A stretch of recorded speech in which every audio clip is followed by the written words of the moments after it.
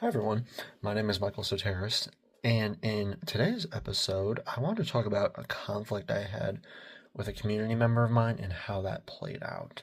So, a little while ago, I had an issue with one of my neighbors regarding our shared parking lot. Where I live, there's shared parking and then there's like the main parking. So, shared parking is mixed with guests and long-term residents that are with like the owners or renters of the apartment, condominium, or home that they're with. And for a few weeks, my neighbor kept parking slightly over the parking line, which made it hard for me to park my own car without squeezing in.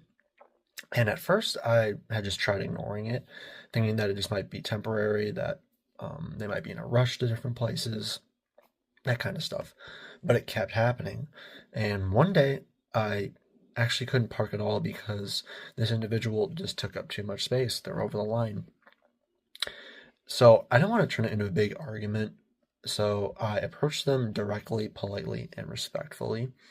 And I explained the situation and showed them a photo of how the car was positioned, just so they could see what I meant.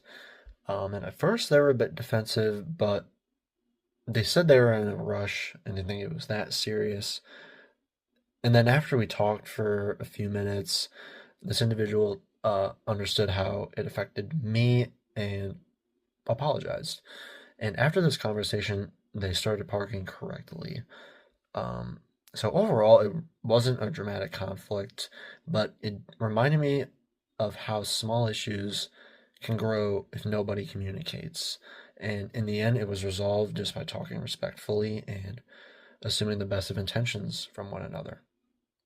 And yeah, that's the conclusion to this episode for this week.